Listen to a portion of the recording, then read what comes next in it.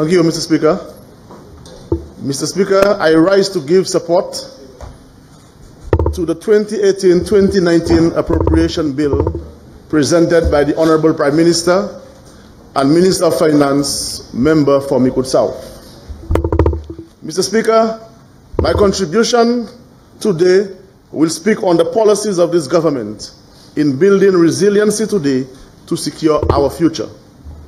I will also elaborate on the policies and programs within the Department of Physical Planning, and I shall share with the people of Soufriere for St Jacques my plans for the constituency.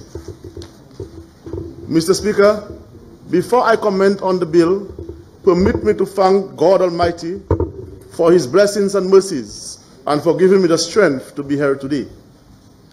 Mr. Speaker, I also want to thank my family, friends, team members for their relentless support and partnership in delivering the transformation that we promised to the people of Soufriere. And that is a job I take very seriously, Mr. Speaker. Mr. Speaker, I would also like to congratulate the Prime Minister for crafting such a resilient-oriented budget for 2018-2019.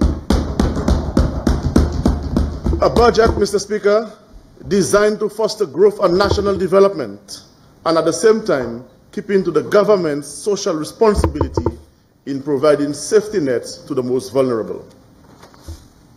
Mr. Speaker, the theme for this year's budget, building resiliency today to secure our future, is very fitting for our country at this point in time. Because, Mr. Speaker, today it is a time where nationalist ideologies are prominent around the world, especially amongst developed countries. And the ideological message, Mr. Speaker, is every country for itself. And we in St. Lucia, small islands like us, no longer enjoy preferential treatments, Mr. Speaker. Mr. Speaker, it is also a time when we are at the mercy of disastrous impacts of climate change. It is evident, Mr. Speaker, that natural disasters have become more frequent and more severe. And last year's hurricane season was a perfect example, Mr. Speaker. Therefore, Mr. Speaker, we as small island developing states with no natural resources must build a resilient economy if we are to survive those external influences. Mr. Speaker, as the Prime Minister alluded in his presentation, 4 critical components are essential to build the resilience needed to secure our future. Resilience in our human development, resilience in building our physical infrastructure, resilience of a more efficient and productive public sector, and resilience in our debt management. Mr. Speaker, how do we build resilience in human development, in infrastructure, in public sector reform, in debt management, Mr. Speaker? The only way we can do so, Mr. Speaker, is to grow this economy. We have to grow the economy, Mr. Speaker, to give us the latitude to develop our people. We need to grow the economy, Mr. Speaker, to give us the latitude to build a resilient infrastructure in this country. And we need to grow the economy, Mr. Speaker, to reform the public sector. And to grow the economy, Mr. Speaker, we have to bring our debt under control. We have to practice fiscal prudence, Mr. Speaker. And it means that any borrowing we are going to do, it must come with its own revenue stream. Mr. Speaker, I am convinced that after our first fiscal budget, that this government, the workers on this side of the Honorable House, Mr. Speaker, have proven that we are ready and prepared to build resiliency today for the future of Fair Helen. Tonight, Mr. Speaker, we have to put things in perspective. And Mr. Speaker, to put things in perspective, we have to take a drive back to memory lane. We have to go back to memory lane, Mr. Speaker. And memory lane, Mr. Speaker, is going to take us back to 2016, June the 6th, 2016.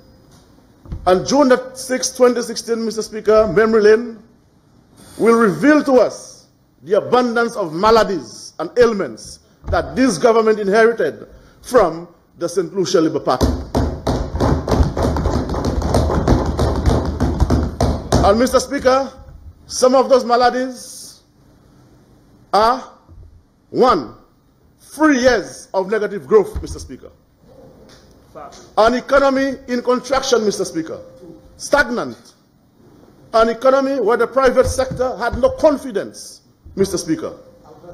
Unemployment of over 24%, Mr. Speaker, and approximately 44% amongst the youth. A dilapidated infrastructure network throughout the length and breadth of this country, Mr. Speaker. A demoralized police force. No DPP, Mr. Speaker. A forensic lab closed.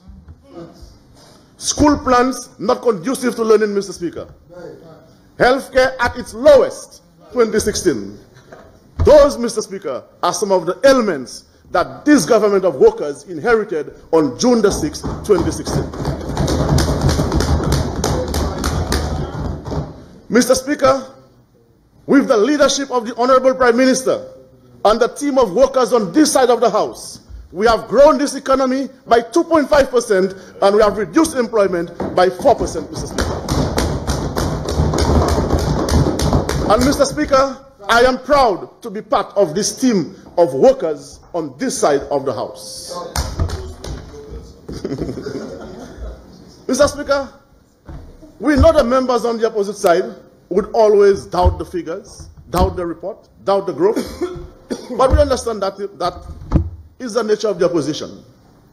But the irony of it, Mr. Speaker, is that this estimates of revenue and expenditure, this economic and social review, the growth of 2.5%, the 4% reduction in unemployment, Mr. Speaker, was prepared by the units of budget and policy at the Ministry of Finance.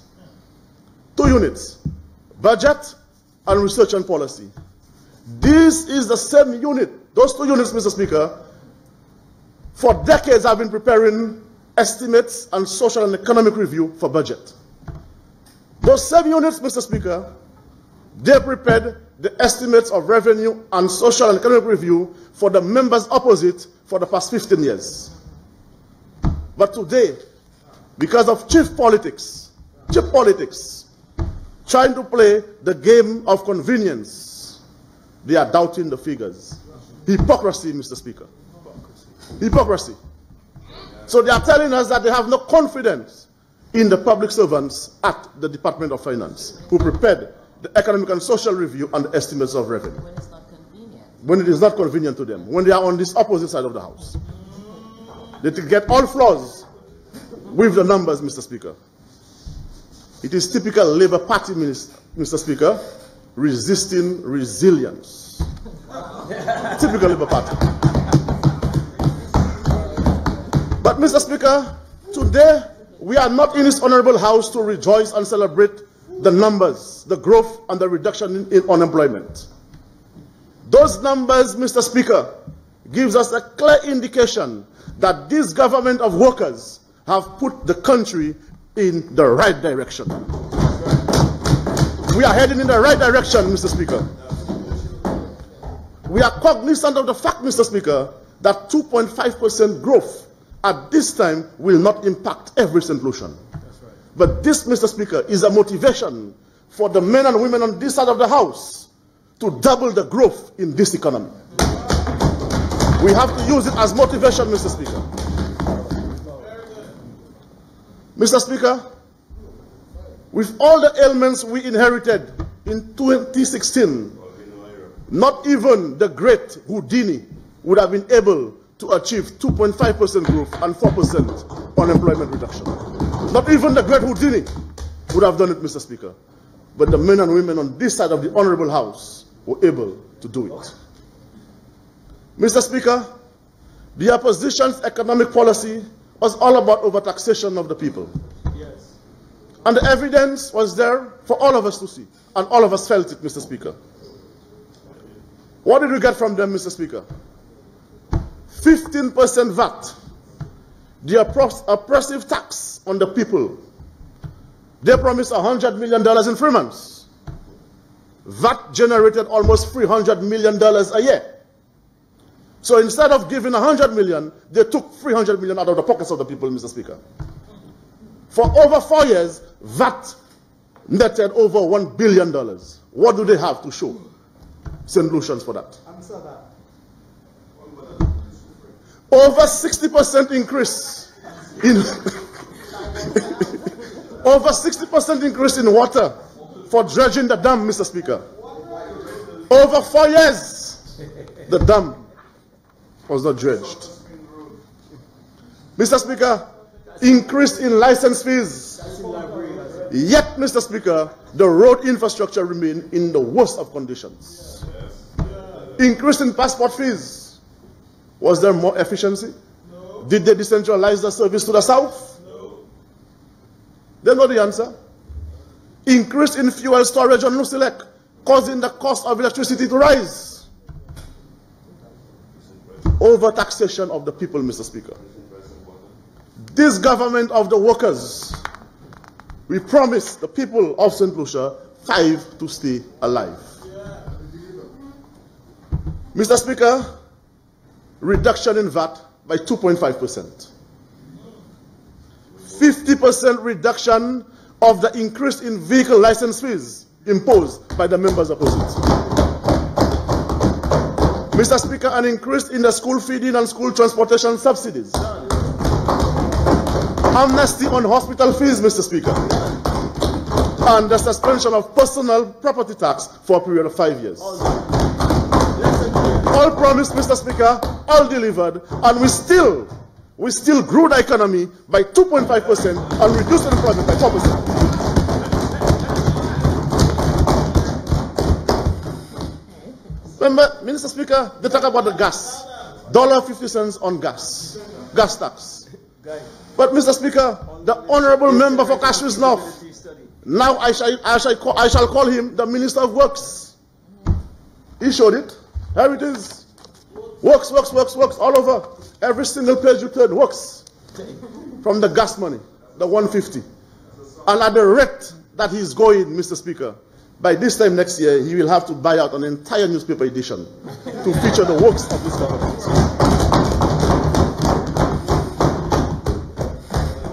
Mr. Speaker, this gas tax has resulted in major improvements in our road rehabilitation program and create major cost savings for motorists in parts, wear and tear, mechanical services. So this tax of $1.50, Mr. Speaker, is worth it for this country. And Mr. Speaker, they are opposing this tax because they want to continue the freeness in this country. They want to continue freeness. Because when they continue freeness in this country, they are going to have a chokehold on the people of this country to control them for political expediency, Mr. Speaker.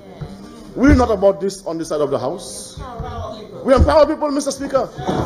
We empower our people.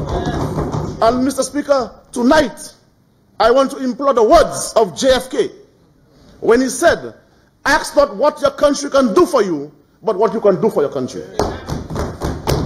What you can do for your country. And we as St. Lucians have to be able to partake in the development of this country. And if it means we need good roads, we need resilient infrastructure, we need to contribute the $1.50 tax to building resilient infrastructure in this country, Mr. Speaker. We're not about freeness. We all have to partake in the development of this country, grow this economy. Mr. Speaker, we go to the ADT tax. A tax which was presented by the workers. When they came in, they took it out. We had already collected almost $50 million. Where's the money? They talk about PPP. After 4.5 years, PPP. Where's the airport? Where's the Chaye? Where is the Chaye? We have introduced ADT And the people of the South, Mr. Speaker, they are going to get a world-class international airport, which is going to be the premier airport in the Eastern Caribbean. And we are starting construction of the airport by August of this year, Mr. Speaker. Guaranteed. Mr. Speaker, it's amazing and sometimes scary to listen to the members opposite, Mr. Speaker, speak on economic and fiscal management. Very scary to hear them speak on economic management, fiscal policy. Those same members, Mr. Speaker, 20 months ago they were on this side of the House. Why are you all over there today? If you all know so much, if you all are economic gurus, if you all are economic wizards, why are you all on this side of the House today? Why? Mr. Speaker, when you listen to the member for Kashmir, is the leader of the opposition. It's a pity he's not there right now. It's a pity. Now he has the answers to everything. He knows all. But he was the commander, he was the second in command for the past 15 years. So I want to ask the member for Kashmir East, where was he for the past 15 years when his government was implementing their failed economic policies? Where were you? Where was he? Wasn't he part of the cabinet? Wasn't he part of the decision making? Where was he, Mr. Speaker? And today, Mr. Speaker, when I listen to the member for Kashmir East and the leader of the opposition, I listen to his predecessor. He sounds like his predecessor. Membet Mempwell. Two of the same. It is all recycling of failed economic policies, Mr. Speaker. That's all we get from it. Nothing new to the table, Mr. Speaker. Mr. Speaker, tonight, we on this side of the House want to let the members opposite know that they are not in the league of economic advisors. They're not in that league yet, Mr. Speaker. They're not in that league. Because the members opposite, Mr. Speaker, here he comes. You're running, man. You're running. The members opposite, Mr. Speaker, the members opposite, they have been tried, they have been tested, and they have failed. So we do not need them to advise us on economic matters, Mr. Speaker.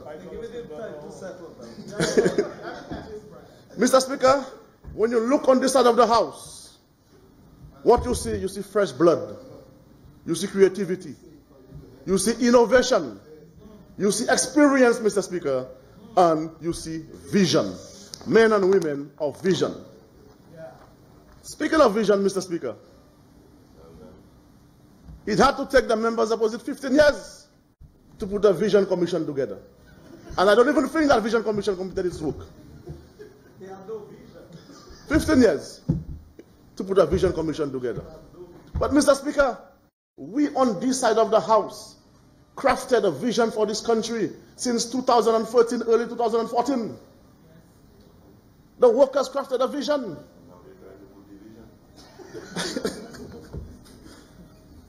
A vision to provide globally competitive education, affordable quality healthcare, public safety, and economic security for every St. Lucian, Mr. Speaker. That was crafted in 2013, 2014, before we came into office. And it is on the premise of this vision, Mr. Speaker, today we are building resilience for the future. And we are seeing the results. 2.5% growth, 4% reduction in unemployment. Mr. Speaker, when you look at the opposition, you look at their demeanor, you look at the actions, the temperament, you can see anger in them. They're upset. They're bitter, Mr. Speaker. Bitter at the defeat in the polls on June 6, 2016. They're still bitter, Mr. Speaker. And Mr. Speaker, as a result of the bitterness, they are hell-bent on political mischief, lies, propaganda, chaos, and an attempt to destabilize this government and this country, Mr. Speaker. That is what we have in the opposition. Mr. Speaker, the members opposite believe that they have an entitlement to the governance of this country. That's true. They believe they have an entitlement to this honorable house. Mr. Speaker, none of us have an entitlement to the governance of this country or this honorable house. We are given that privilege by the people, Mr. Speaker. We are given that privilege. And we on this side of the house accept that privilege with honor and humility, Mr. Speaker. And the power, we know the power is always in the hands of the people. And the people used that power on June the 6th, 2016 and put them on the opposite side of the house. And Mr. Speaker, this is where they are going to stay for a very long time, Mr. Speaker. Because the workers are at work. The workers have started growing this economy, reducing employment. And we are going to continue to do that job, Mr. Speaker. Mr. Speaker, if there is one thing, Mr. Speaker, that we on this side of the honorable house know, Mr. Speaker, if there is one thing we know, is that before politics, there was life. And after politics, there will be life. So we have no entitlement to governance, no entitlement to the house. We are serving with honor and humility and getting the job done. The job that the people put us in to get done, that is what we are getting done. Skin in the game. Mr. Speaker, I need to respond to the leader of the opposition on his statement of friends, family, and foreigners. Whoa. When he attacked this government, the Honorable Prime Minister. But I want to remind the leader of the opposition that it has been tradition in this country to protect a particular part of the tourism sector, a particular part of that service sector with the boaters and the taxi drivers, the tour operators. This is an area in the sector, Mr. Speaker, which is protected for locals. But we have to ask the leader of the opposition, why was it that a particular hotelier was given the license, the permit, to operate a boat, a power cat, and vehicles to compete with locals in that sector? A foreign hotelier under the government of the Labour Party, the last administration. Where was that hotel? In Marshall? Mr. Speaker, I don't know if he had the taste of hams and turkeys in his mouth when they gave it. I don't know if that was the reason why they gave it. Maybe they've been eating too much ham and turkey, so they had to give it. I'm serious. Mr. Speaker, the member is talking about this government not encouraging entrepreneurship, local investment. But Mr. Speaker, who closed SLDB and who reopened SLDB? Which government closed SLDB? The bank for the farmers, the fishermen, the bakers, the small businessmen. And which government in 2008 reopened SLDB? Do your research, honorable member. He's not competent. He knows. Mr. Speaker, the United Workers' Party, under the most difficult circumstances, have always cleaned up the economic mess of the Labour Party. Always. And we on this side of the house, we are ready and willing to get that job done, Mr. Speaker. Mr. Speaker, I need to let the members opposite know that under the leadership of this Honorable Prime Minister, the workers on this side of the house will remain steadfast and resolute in our quest in building the resilient economy that is needed to build this new St. Lucia. We are going to remain steadfast and resolute in that quest, Mr. Speaker. Mr. Speaker, I have no doubt that with the projected growth this year in the world economy, the continued increase in tourist arrivals to our shores, the many infrastructural projects to be undertaken this financial year, growth of the construction and manufacturing sectors, and recovery of agriculture post-tropical storm Matthew will lead us to record continued growth in this economy and put St. Lucia back on track as the leading economy in the Eastern Caribbean. Mr. Speaker, permit me at this time to speak on some critical considerations that the Department of Physical Planning will have to undertake in this financial year, 2018-2019. As a department, Mr. Speaker, we provide strategic interventions, policy guidance and direction, professional and technical advice, and in some cases, project management support as it pertains to sustainable administration and management of lands in St. Lucia. In order to effectively and efficiently carry out that mandate, Mr. Speaker, one of the main supporting pillars of the department is an updated legislative framework that reflects modern practices. Mr. Speaker, since coming in office, we have recognized that there are several pieces of outdated legislations and the absence of policies that inhibited and in some cases frustrated approval processes and the government's ability to fast-track the administration's development agenda.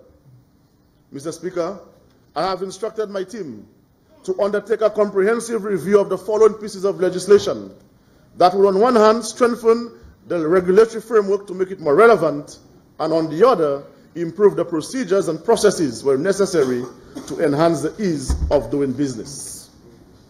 Mr. Speaker, the legislative review agenda will include the following: Physical Planning and Development Act, Chapter 5.12, OECS Building Code, Land Acquisition Act, Chapter 5.04, Land Surveyors Act, Chapter 5.07, Land Registration Act, Chapter 5.01, Crown Lands Act, Chapter 5.02, Architects Registration Act, number 11 of 2005. These reviews will include inter alia identification, removal or updating of outdated and conflicting provisions, and the introduction of new provisions that may be required to meet all anticipated scenarios. Mr. Speaker, for example, the fee structure as it relates to Land Registration Act is outdated. The approved fee structure typically dates back to 1984, but the cost of operations today far exceeded what was charged back in 1984. If we take a look at the Land Administration Program, Mr. Speaker, the total revenue approved for the last financial year, 2017-2018, was $1,250,255, as compared to the cost of operations in that same period of $3,652,581. It is imperative, Mr. Speaker, that we review these tariffs, amongst others, to guide the government on the most appropriate recommendations that can be adopted. With regard to policy areas, Mr. Speaker, these will include, but not limited to, Development Control Authority, the DCA. Mr. Speaker, during the front speech by the Governor General, he would have alluded to a policy shift in the management of the Development Control Authority. It's government's intention, Mr. Speaker, to provide the most robust mechanism to support sustainable development through an effective and efficient modality. To this end, a policy shift, Mr. Speaker, will recognize the empowerment of the DCA as an independent body corporate with the authority and control for all development within St. Lucia resting with the board of the DCA. In order to effect this change, the following actions will be required. Legislative amendments to the Physical Planning and Development Act, number 29, 2001, with subsequent revision, 2005. The establishment of governance and operational structures for the DCA to effectively carry out its mandate in accordance with the new legislative changes. The physical relocation of the DCA away from the Department of Physical Planning to reinforce the need for independence. And a review of the current fee structure to ensure that the necessary financial resources are available for the effective operational functioning of the DCA. The empowerment, Mr. Speaker, of the Department of Physical Planning through revised legislation and resourcing to ensure that priority focus is given to the development of a policy framework for land use. So the department, the unit Physical Planning, their focus shall be policy, and the DCA will control the regulation and enforcement of land developments, Mr. Speaker. Derived from this policy will be the establishment of a land use classification scheme and land zoning plans for the country. These policy guidelines will provide the DCA with the regulatory basis for decision-making and will serve to streamline and simplify specific application requirements such as EIA, Environmental Impact Assessments.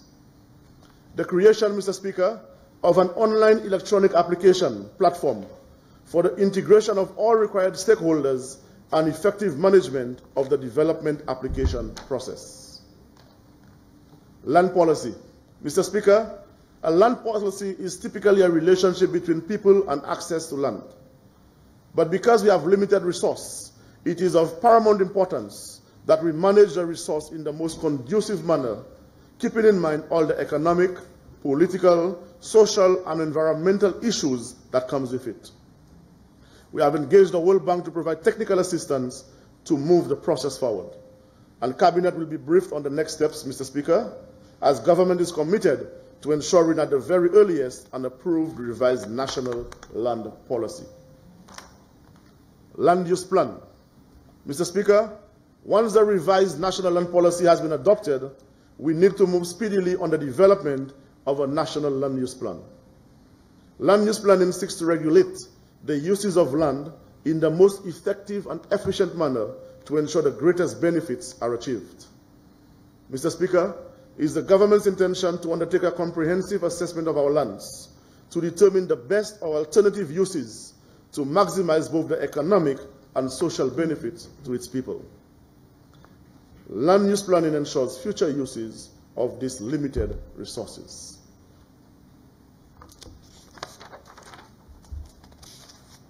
Building code policy, Mr. Speaker. Mr. Speaker, in acknowledgement of the value of a resilient build sector at all levels of the economy, to every individual and community, the government has been seeking to develop and support the application of a building code that is relevant to the island and adequately mitigates risk to natural hazards and results in design and construction that is safe and economical to users and owners alike. Mr. Speaker, a review of the existing building code is being undertaken by the OECS Commission and entails a review of models for the administration of development control systems across the region and the globe, and an assessment of the adequacy for implementing national building codes within OECS member states. And Mr. Speaker, all the major stakeholders in the construction and associate sectors have been engaged in this endeavor. Major project initiatives of the department, Mr. Speaker: digitization of the land registry. Mr. Speaker, when we last met in this honorable house during the debate of estimates of revenue and expenditure, I did indicate that I would provide a methodology in bringing this project to fruition. A department of such critical importance of land administration and management, Mr. Speaker, that affects every aspect of commerce and industry, including the very lives of every St. Lucian, and the project to digitize its operations to achieve greater efficiency cannot be allowed to fail. This is important, Mr. Speaker, particularly with the loss we suffered at the Folk Research Center. Should this, God forbid, take place at the land registry, this would be devastating. To this end, government will be identifying all available resources to bring this project to a completion. Mr. Speaker, the benefits to be derived from this digitization process will include, but not limited to, quicker turnaround time in the processing of documents, reduced waiting times at the land registry, online service application processes, safeguard of the land documents, potential revenue increase. Modernization of St. Lucia geodetic network, Mr. Speaker. The main objective of this project is to modernize the existing geodetic network system that allow for the streamlining and modernization of related survey, land development, and land administrative processes. Additionally, this project would facilitate and strengthen our Geographic Information System, GIS, initiative. Towards the end of this project, Mr. Speaker, the government of St. Lucia would now be able to share information on GPS positions, heights, and other fields such as tidal movement, climate change, flood mapping, earth movement, etc. This system would also provide a more stable framework for precise surveying data to users of the network. Mr. Speaker, another important component is geospatial data. This is a critical asset in effective decision-making. After occurrences such as Hurricane Thomas and a number of others, climate change-induced adverse events, the government of St. Lucia recognized that the resilience of our fragile economy is dependent upon the efficient coordination, management, and ease of access to the right data and information, Mr. Speaker. Mr. Speaker, I shall now turn on to constituency matters. And the constituency of Soufriere for St Jacques, Mr. Speaker, despite the loyalty to the Labour Party for the past 20 years, have been neglected and taken for granted for too long. Mr. Speaker, 2018 onward shall be a defining period in the holistic development of the constituency. Mr. Speaker, we will start with the community of Bouton. And Mr. Speaker, it is my intention to start works on 2 roads below the Bouton School. We may not be able to finish them, but we are going to start the roads below the Bouton School. Also, Mr. Speaker, there is a need to install street lights from Katchime all the way to Bouton, because this road is very dark, Mr. Speaker, and usually at night, persons coming from Castries or Soufriere to Bouton have to walk in the darkness all the way down to Bouton. So we are looking at placing street lights from Katchime to Bouton. Also, Mr. Speaker, in Bouton, we are going to do a complete rehabilitation of the community center with a new concrete floor and works around the facade and the ceiling of the Bouton Community Center. I am also very pleased in the coming months, Mr. Speaker, under the BNTF program, the residents of Bouton will have constant water supply to the homes. And I want to thank the CDB and SSDF for this project. Mr. Speaker, we are also looking on the BNTF 9 to get allocation so that we can get the water down to Colombet for the businesses and residents in the Colombet area. Mr. Speaker, under the comprehensive program of the Ministry of Infrastructure, as outlined by the Prime Minister, I look forward to the complete rehabilitation of the new development roads this financial year, both the upper and the lower roads, Mr. Speaker. This is my priority road this financial year, Mr. Speaker, and I will not take no for an answer from the Minister of Works on this allocation, Mr. Speaker. For over 30 years, the people of Soufriere, people of new development have been waiting for these roads to be fixed, and we are going to repair all the roads at new development this financial year, Mr. Speaker. It's pretty sensitive, man. Mr. Speaker, to my wonderful people of Zeno, I look forward to begin the acquisition of the lands to build a court at Zeno for the young people. We started that process back in 2011. The Labour Party came into office. They never even looked at Zeno, Mr. Speaker. But we love the people of Zeno. We love the people of Soufriere. And this government is going to acquire that land and build a court for the young people of Zeno, Mr. Speaker. Also, Mr. Speaker, we are going to continue with additional drainage and footpath works throughout the Zeno community. There is need, Mr. Speaker, for the desilting of the river at Ravinclair and drainage works near Tima and Anne-Marie to safeguard against runoffs from uphill.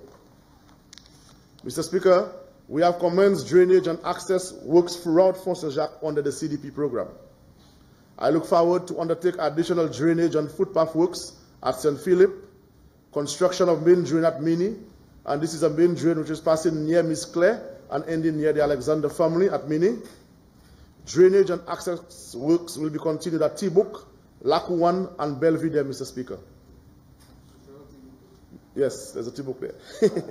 Mr. Speaker, I have identified funding through the SSDF for construction of washroom and changing room facilities at the multipurpose court at St Jacques.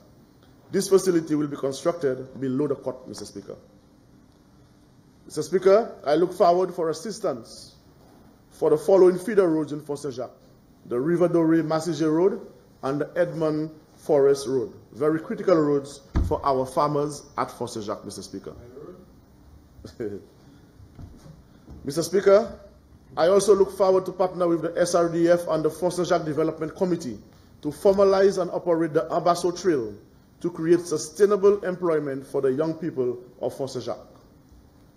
I am pleased to report, Mr. Speaker, of the clearance of over a decade-long land slippage between Esperance and Diamond, now making the road motorable to St Jacques as an alternative route.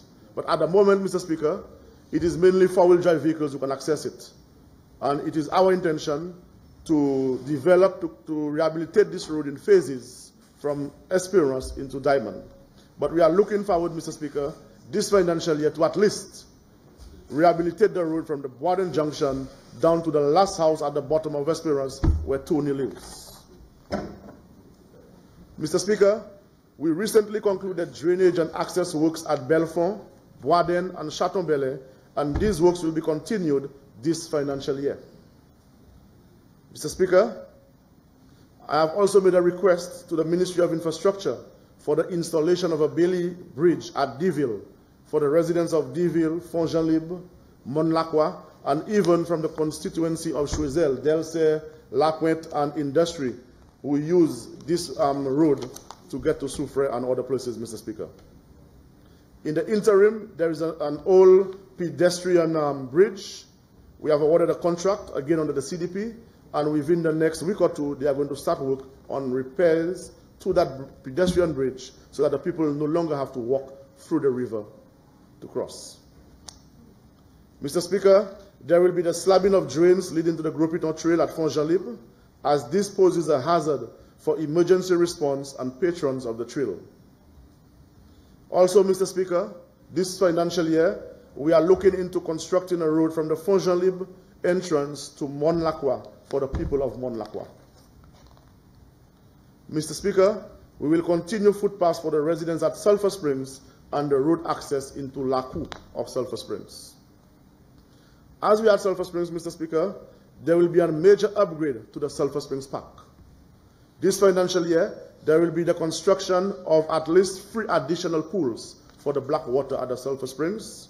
And already, Mr. Speaker, we are in talks to construct a world-class spa at the park, add value to the Sulphur Springs Park, Mr. Speaker.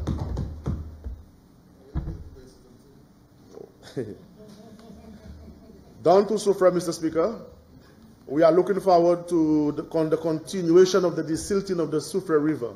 And we are looking forward for this year for an expansion of the desilting program to Fokako and even in the Crestland area.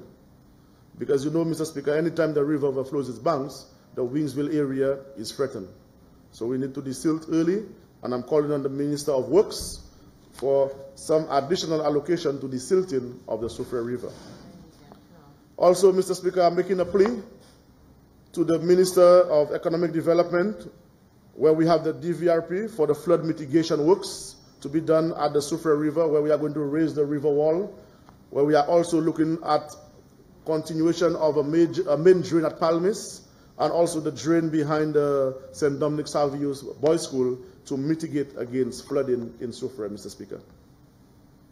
And of course, Mr. Speaker, I am looking forward to assistance with repairs to the schools in Soufriere.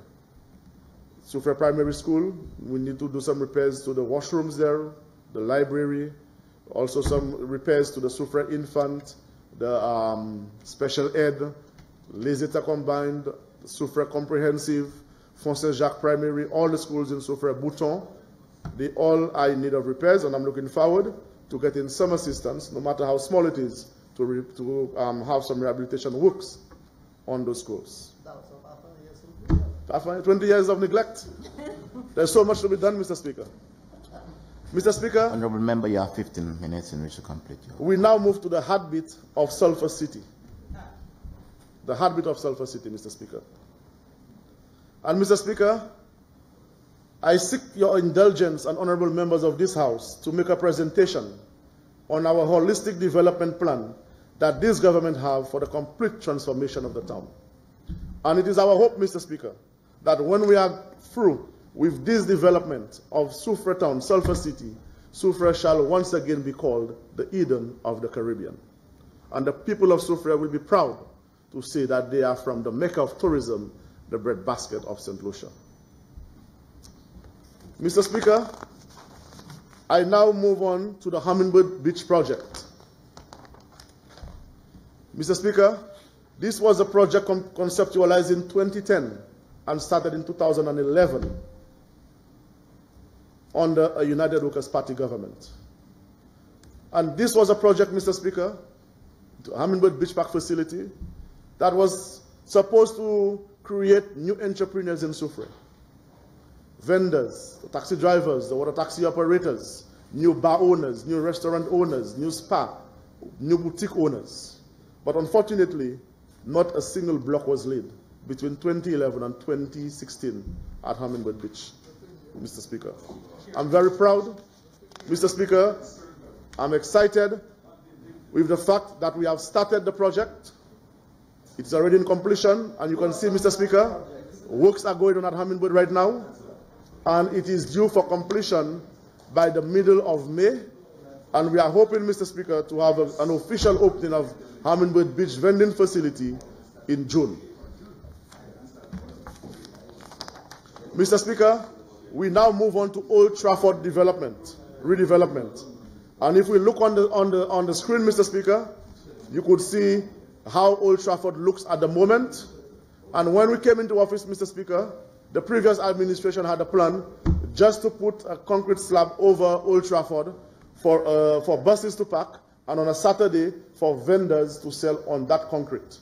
Mr. Speaker, we believe that Old Trafford must be an economic hub for Soufriere. That's right. It entails all the core sectors, tourism, manufacturing, agriculture, to generate sustainable development, Mr. Speaker, and improve the infrastructure of the town. So, Mr. Speaker, this is the new concept for Old Trafford development, Mr. Speaker. And this is a view of the market. This is where we're going to have the market in Soufriere, the farmers market, where our vendors who have suffered for over 20 years under the governance of the Labour Party, the representation, sorry, of the Labour Party, are going to now get some solace with this new market where they are going to be underneath the market, away from the sun, the rain, the dust, and all of that, Mr. Speaker. And you could see, Mr. Speaker, the concept we have kept to the history of the town. We have kept the French architecture in place.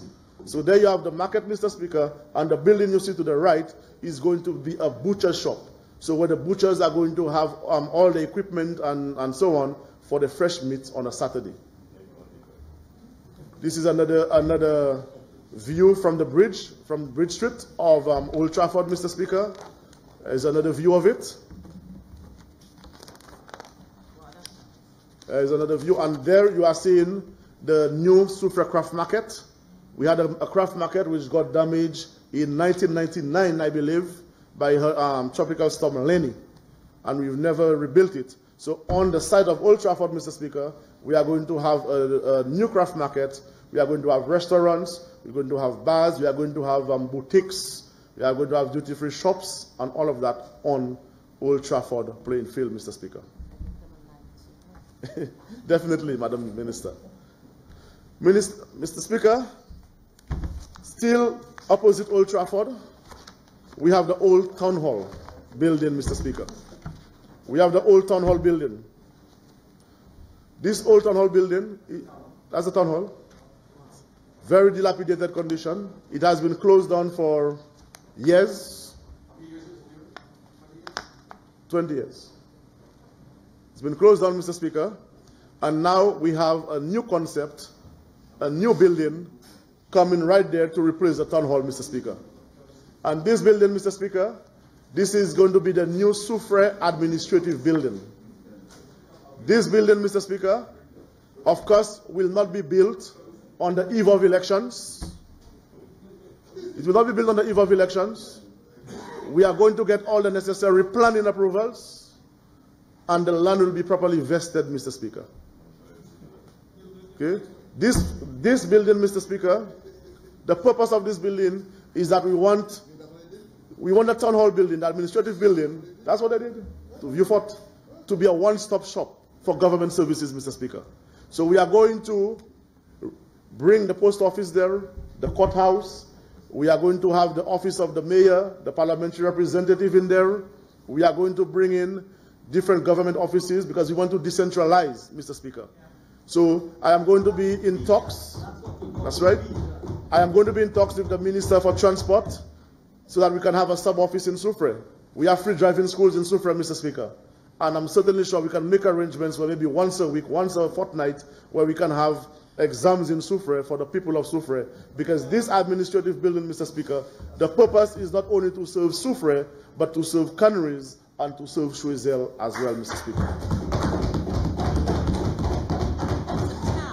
That's right. And Mr. Speaker, we are looking forward to building this administrative building under a bolt agreement, Mr. Speaker. Okay. We continue, Mr. Speaker, to Maurice Mason Street, Waterfront Promenade. Oh yes, still. And this is what the view of transformation of Soufriere, Mr. Speaker. Okay. So from the Old Trafford, Mr. Speaker, this is what the waterfront is going to be like, Mr. Speaker. A promenade, pedestrianize it. There is going to be controlled vehicular access on the waterfront. And you could see, Mr. Speaker, we have kept to the history of the town with the French architecture of the buildings on the waterfront, Mr. Speaker. Yep. Okay, there's another view of the waterfront, Mr. Speaker. We have some additional pics. Okay, this is Soufriere waterfront. This is going to be the new Soufriere waterfront, the transformation, Mr. Speaker. We still have some more.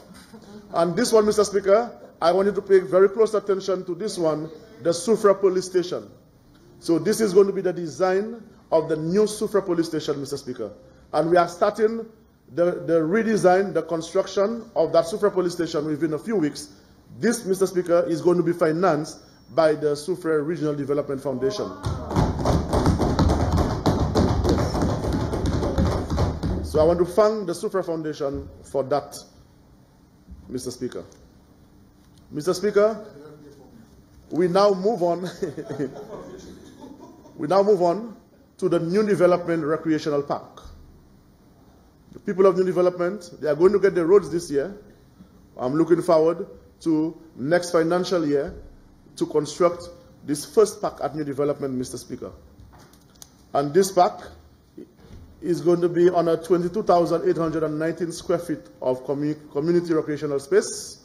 And this park, Mr. Speaker, is going to be, you could see the site right now. It's a green space. This is right next to Mr. Fauché, Miss Asinia. And this is what we are looking forward to building right there at New Development, Mr. Speaker. A recreational park for the people, for the children, the elderly, the retirees at New Development in the next financial year, Mr. Speaker. Also at New Development, Mr. Speaker, we have a second park, and this park is going to be next to the Fedo's restaurant, Mr. Speaker. And this park is going to be a sports recreational area designated for community fitness activities and overall outdoor recreation, Mr. Speaker, for users of all ages. So if we continue the slide, Mr. Speaker, you will see this is next to Fedo's. Okay, this is how the site looks at the moment, Mr. Speaker. And now we have the new design. This park, Mr. Speaker, it is designed in such a way that the residents could jog around the park because it's a very long piece of property. So they can jog, they can run, and we are going to have heavy equipment, heavy gym equipment on the outdoors where they could exercise as well. Gym and aerobic equipment, Mr. Speaker. Mr. Speaker, we now move to Fonbenier Park. And this park, Mr. Speaker, is right in the backyard of my predecessor. A park which has not been given any attention. Again, 20 years, nothing. It had to take a Peace Corps volunteer to do fundraising together with the Lions Club many years ago to do some rehabilitation to this park, some painting and plant some flowers and trees. And today, Mr. Speaker, this is the concept for the new Fonbenier Park. For the people of Fonbenier, the elderly people at Fonbenier, for Miss Views, for Mohair, for Miss Marie to relax at the Fonbenier Park, Mr. Speaker. Misrepresentation and neglect. Mr. Speaker, we now move on to the Palmis Road vending facility. And Palmis Road vending facility, I'm speaking of the area right behind the St. Dominic Savio Boys Primary School, next to Frank's Garage. This is where we are going to be building a drain, Mr. Speaker, under the DVRP for flood mitigation, and we are going to level that area, and this is what is going to be coming in the Palmis vending facility. You could see, Mr. Speaker, we are going to put some beautiful booths there for the young people of Fonbenier Palmis to go into entrepreneurship. So, Mr. Speaker, they could open the little nail and hair salon, a barber shop, a pizzeria, cafe, whatever it is, right there on the Palmis Road vending area, Mr. Speaker.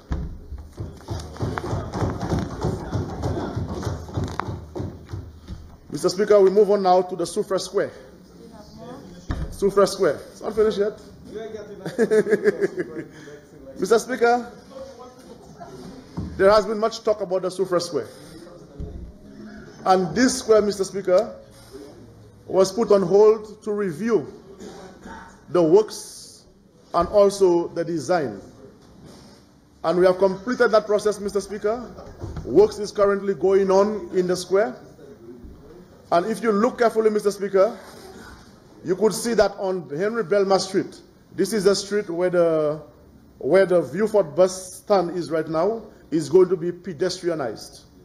It's going to be pedestrianized, Mr. Speaker. It's going to be an area, you're going to have some kiosks and some other amenities. And this is an area also, Mr. Speaker, where you could have some public events, Memorial Day parades, and so on, right there on Henry Belma Street next to the square.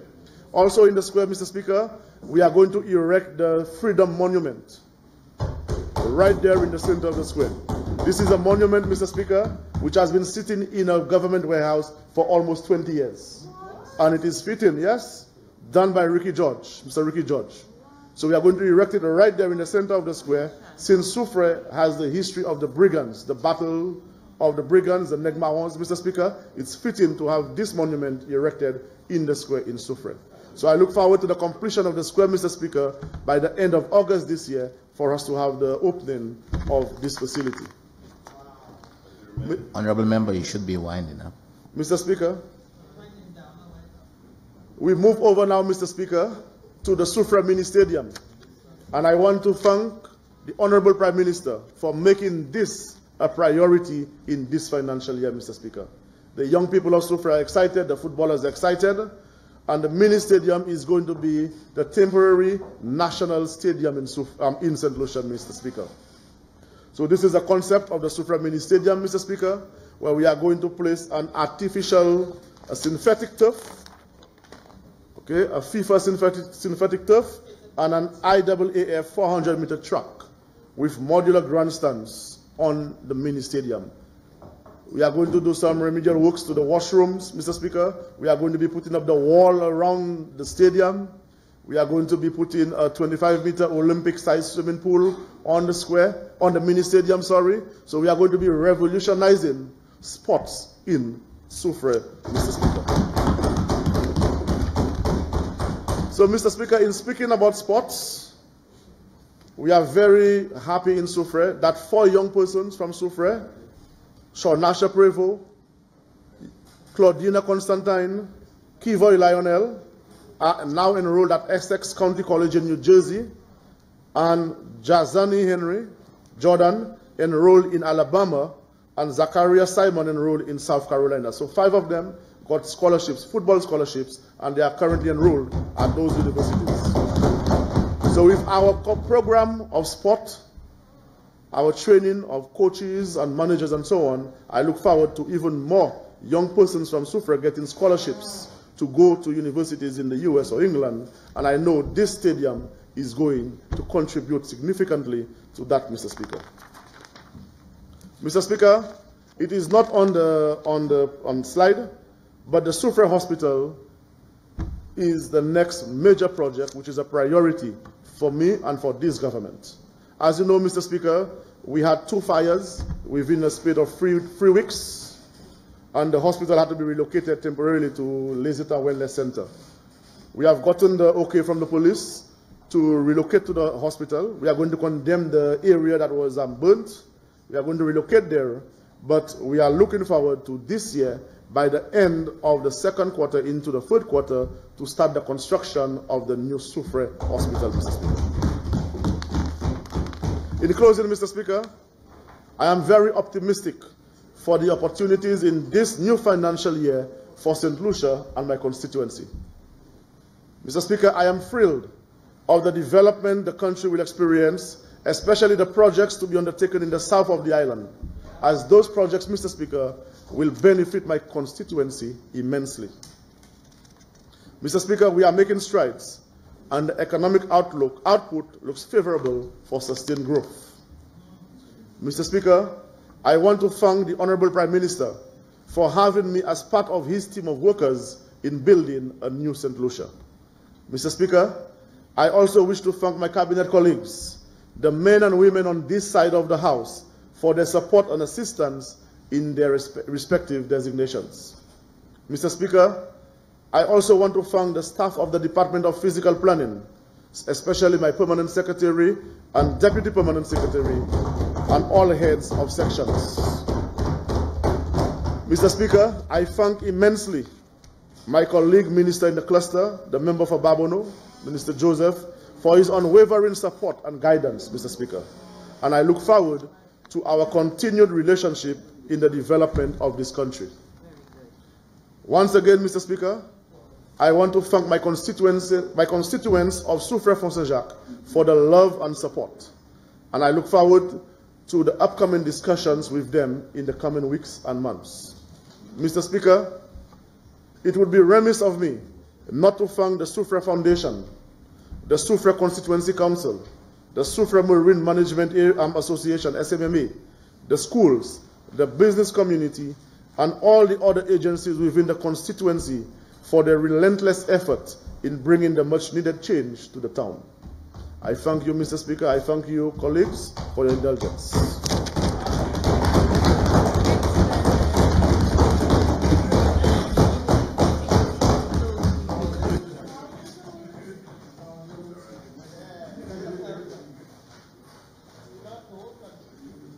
Honorable Prime Minister and member for Micwood South. Mr. Speaker, I beg that the House be suspended until tomorrow at 9 a.m. Honorable members. Pardon me, Mr. Speaker, I beg that the House be adjourned until 9 a.m. tomorrow. Honorable members, the question is that this House do stand adjourned until 9 a.m. tomorrow. And I'll put the question, as many as are of that opinion say aye. As many as are of the contrary opinion say no. I think the ayes have it. The ayes have it. The House is adjourned.